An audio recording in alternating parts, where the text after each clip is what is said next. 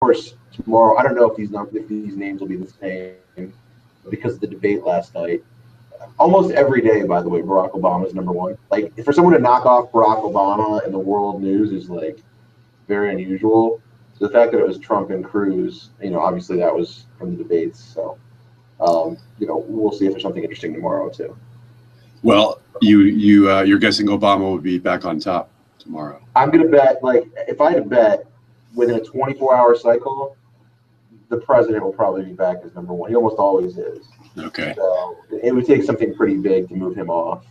But then, like, literally, we could just take any entity. I mean, I could grab, I don't know, if I cared about, I don't know, somebody way down here, J.J. Abrams. All right.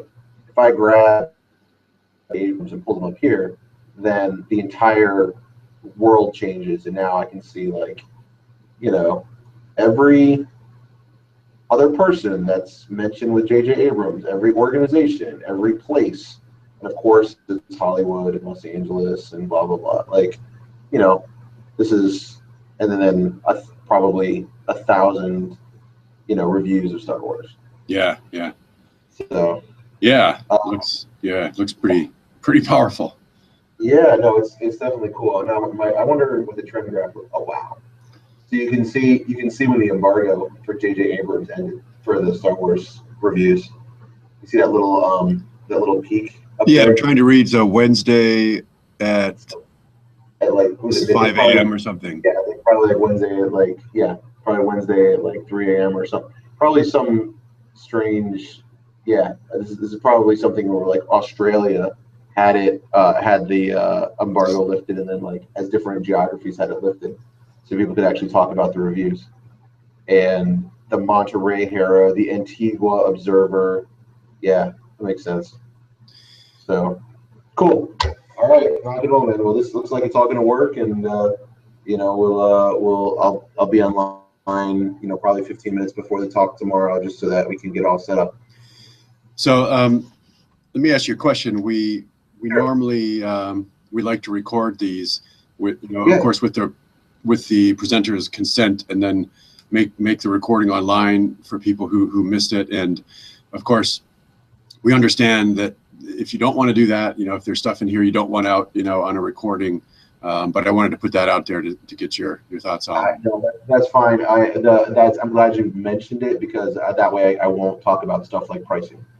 How much does this cost? Like, well, we'll talk about that, Or maybe, I can stop the recording and then you can talk about that stuff at the end if you want. That's probably a better solution. So, all right, very good. That sounds perfect, and we'll be rocking and rolling and good to go tomorrow. So, sounds good. And any other questions for me about the talk or anything? No, I think it just real. I mean, I assumed from what your email was that most of the people are either going to be like professors or associated researchers or grad students or kind of people that are associated with the university, that kind of thing. And you're going to get like 15, 20 people that are going to be familiar with every GIS solution out there. They're going to know about, Esri and probably, ArcView and every other sort of text analytics thing out there that has to do with geography. So I'm going to assume a base of knowledge on that kind of stuff for everybody in the room. So I think the majority will be staff members at Harvard who do GIS. Okay. So not faculty, not students, but people like at the library or like at the Graduate School of Design, they have a full-time GIS person, right. Or at the School of Public Health, they have a couple of full-time GIS people. Really? And and so, and of course, people from my group, and so so we're the Center for Geographic Analysis, and there's 9 of us in my group, and probably 5 or 6 from my group will be there. But it's mostly kind of the people who are supporting faculty and students around the university in various ways. And we're all kind of up to speed, certainly on desktop GIS, Esri, and a lot of the different online mapping platforms. In terms of the text recognition, there's maybe 3 or 4 of the group will be fully up to speed on that.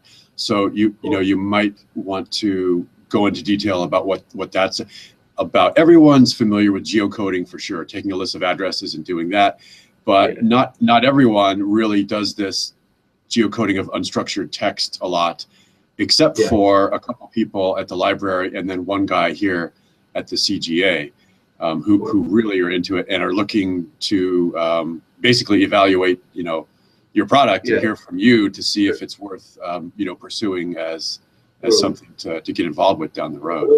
We'll make it so that, you know, we'll give everybody, you know, that wants it after the talk, we'll give them unique logins and to get into the demo environment so they can test different like news articles will work really well, reports work really well, tweets do not.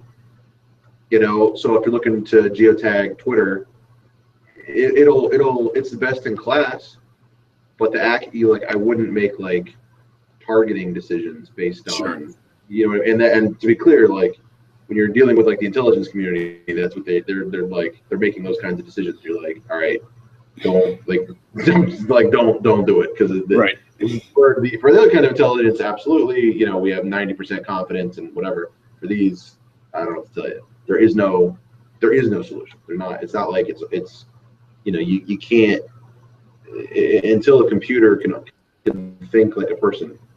You can't get that level of context. Because, you know, anybody can say anything. For a literally uncontrolled vocabulary, it's just, I still think it's impossible. Some people think it's possible, but I don't. So, and they can have debates on that. So, but that's.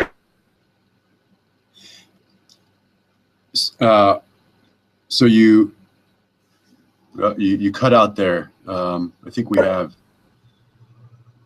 Can you hear me? There we go. Yeah, you're back. I don't know. You know, every 20 seconds or so, there's a little delay. It looks like but it's not too bad, other than the last couple of seconds. All right. I'll see if I can get like a plug-in microphone or something that might be able to help with a little of that instead of using the, you know, we'll see. It's you know, and it's kind of typical of these, you know, video feed conferences. And if, you know, so you might expect tomorrow at some point for me to say, you know, do you mind repeating, because there was a little delay. But no problem at all, man. You got it. Well, I'm excited. This will be great. Yeah, and I think so. I think we're good with the technology. I'll shoot you my cell phone tomorrow, just in case anything goes amiss, because I'll be in the conference room, not here at my desk. Cool. And yeah, I appreciate it. I mean, this is a great thing to have. Yeah, this will be really good. Well, I'm looking forward to it, and hopefully get you guys access this week, and you know, maybe it'll be something interesting. So that'll be cool. All right, sounds good. Cool. And I'll log in like five minutes before noon to get you set up. Usually people arrive a little late, and there's lunch set up, and so we'll probably not really get started till 5 or 10 after. But we'll go from there. All right, very good, excellent. We'll rock and roll. Thanks so much, man. You're welcome. Talk to you tomorrow. Talk tomorrow. All right. Bye.